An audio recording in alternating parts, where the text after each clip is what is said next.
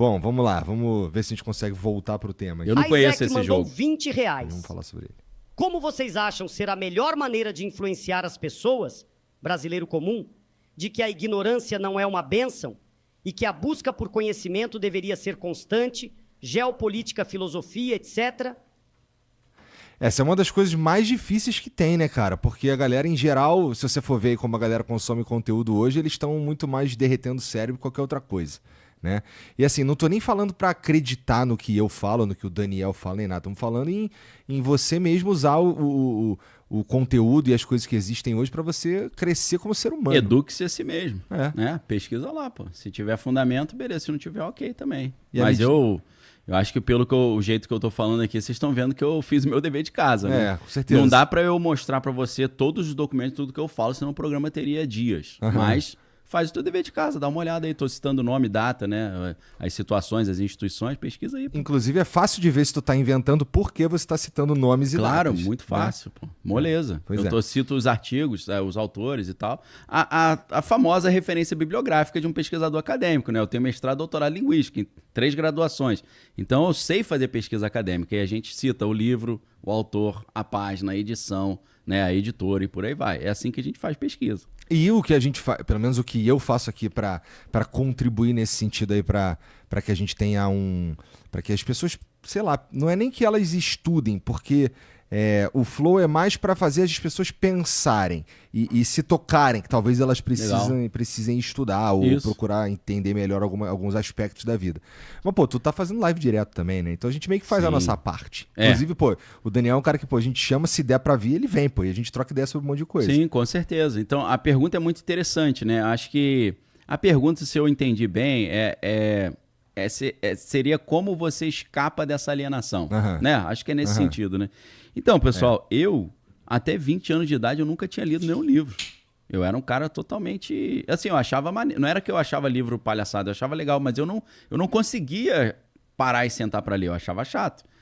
E aí, o que acontece? Como é que eu me libertei dessa alienação total? Vou contar a minha história, minha sessão de descarrego nesse sentido. Vai. Eu queria fazer medicina. Aí eu tentei vestibular uma vez, não passei. Aí na segunda, acho que eu não passei também. Na terceira, minha esposa, que hoje é minha esposa, a gente namora desde o colégio, ela passou para comunicação na Federal do Rio de Janeiro. E aí ela falou um dia, pô, vem aí, vai assistir a aula aqui, qualquer um entra, o professor nem olha e tal.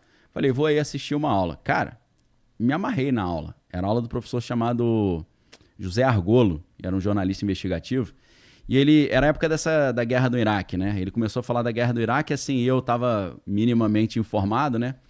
Aí ele falou, por exemplo, nos Estados Unidos é proibido o monopólio, uma mídia monopolizar vários ramos do jornalismo, né? Mídia impressa, televisão, rádio. Aí ninguém comentava na aula. Eu, sem ser aluno, levantei e falei, professor, mas não tem a AOL Time Warner, que é a American Online Time Warner, que os caras têm revista, têm televisão. Como é que pode? Ele, pô, agora tu me pegou. Aí eu falei, pô, eu nem sou aluno. Aí eu achei aquilo maneiro. Eu falei, eu quero fazer jornalismo, meu irmão, que esse papo tá muito legal. Só que aí o que aconteceu? Aí eu fiz o vestibular para medicina e para jornalismo e para produção cultural. Logo 3. Aí não passei para medicina, tipo era 300 vagas, fiquei 600.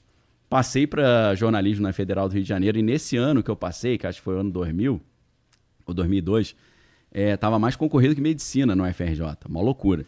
Aí falei, cara, acho que eu não vou passar não, né? Passei. Tu é um pouquinho mais velho que eu, porque em 2000 eu tava fazendo o próprio Cefet, pra fazer o ensino médio. Eu sou de 82, você é de quanto? Eu sou de 85, tu é um pouquinho mais velho que eu. Só um pouquinho. Não parece, mas... Graças a Deus.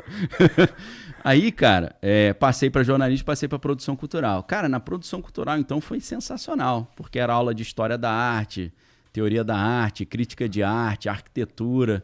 E tinha até um aluno figura lá, o Thiago, que era um moleque louro de olho azul, mas era dread, né? E aí, assim, o moleque tava out sempre, né? Sempre drogado, né? Aí ele sentava lá no fundo e ficava só na dele lá. Aí um dia o professor tava dando aula de...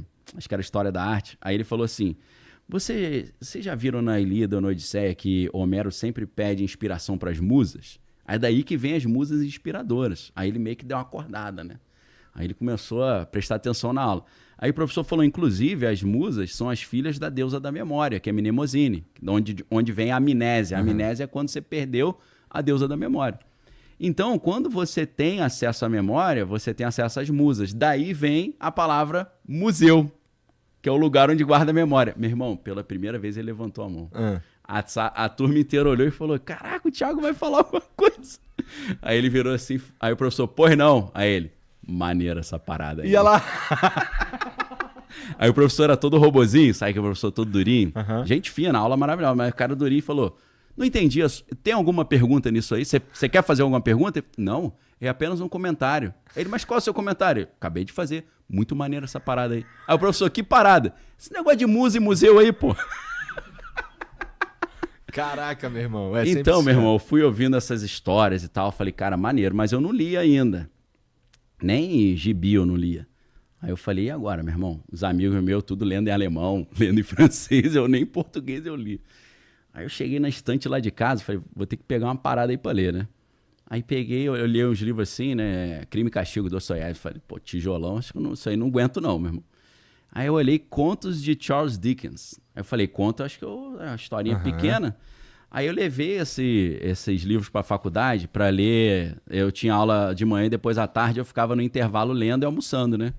E você sabe Rio de Janeiro, né? 60 graus Celsius sempre. Aí você entra na biblioteca, os caras botam menos 50, já dá aquele choque térmico pra matar logo seleção natural, né? Já mata metade. Aí aquele frio do caramba, eu lendo, e as histórias eram tudo assim, contos de Natal, era tudo ambientado na Inglaterra no inverno. Meu irmão, eu comecei a achar que eu lendo, me transportei pra Inglaterra. E aí eu comecei a matar estágio, matar aula pra ficar lendo. Eu falei, essa parada de ler é maneira, cara. Então, essa experiência foi tão interessante que aí eu fiz um flashback e falei, cara, como eu saí de um cara que era surfista, nunca tinha lido nada, pra uma pessoa que se amarra em ler. Aí eu escrevi um livro sobre isso chamado A Jornada do Leitor, eu não trouxe hoje aqui, mas tem lá na minha livraria ou qualquer lugar, né? Em Amazon, na livraria física. Então ali eu conto um pouco essa história. O que eu descobri que precisa acontecer? Você precisa entender que... Aí eu comparo a jornada do herói, do Joseph Campbell, que é uma jornada, a história de quase todos os heróis, né? O cara tá quieto em casa, aí alguém chama ele para uma aventura ou para um desafio, ele fala, não tô afim de não, mas acaba indo. Aí vai enfrentando vários desafios até ter o grande desafio do arqui-inimigo, aí ele morre e depois ele ressuscita. É a história de Jesus adaptada para os heróis, né? Se você pegar a história de Jesus e olhar o primeiro filme do Thor recente, que acho que é só Thor o nome, que no final ele morre, depois ele ressuscita, é a história de Jesus ali, idêntica, né? Então... eu adaptei a jornada do herói para a jornada do leitor. Que é tipo assim, em vez do cara não é nada e vira um herói, o cara nunca leu, vira um leitor. Entendi. Então existe uma série de desafios que você tem que vencer. E eu fui explicando os desafios que eu venci e eu falo, cara, isso aqui é um caminho. Se você quiser, eu te ajudo a vencer esses desafios. Aí cada capítulo eu mostro um desafio ali a ser vencido. É legal pra caramba. Eu também, hoje, pô, eu fico até com vergonha, mas eu já li muito mais. Quando eu estava na escola, por exemplo, eu tinha o meu livro favorito, que eu li mais de uma vez e é doido, porque tem uns livros que quando você lê de novo, você, putz, até vê outras coisas ali. E o meu, gostava muito do Alexandre Dumas. Sim, sensacional. Pô, gostava muito maneiro. Mesmo, e dá pra ler tranquilo. Eu... Agora, pô, chega minha professora de português, de literatura. Aristotelina, o nome dela. Putz. Sério, Aristotelina. Certeza que ela era. Mas ela não gostava de ser chamada de Aristotelina, era chamada de Totinha. Entendi, pensei que fosse Teté. Era só a professora Totinha. Aí um dia chegou um aluno novo, ele falou, ela não gosta de ser chamada? Aí os caras falaram, não chama não. Aí ele levantou e falou, professora Aristotelina, posso ir ao banheiro? É claro que ele não praticamente repetiu, né? Depois ali fica muito mais difícil. Aí ela pega vida. E manda pra galera ler Iracema do José de Alencar. Pra uma molecada de 12, 13 anos. Não vai rolar, né? É pra traumatizar, né? O cara fala, não, isso aqui não dá, é intragável, né? Hoje eu gosto, mas tu já chega com... É igual você chegar pra criança, vamos estudar física. Pega aí o princípio da incompletude, o teorema da incompletude do Heisenberg, do Gödel. Cara, não vai dar, né? Pois é, eu lembro... O Heisenberg é princípio da incerteza, né? Teorema da incompletude, que é do Gödel. Só pros caras da física não falar que eu citei errado.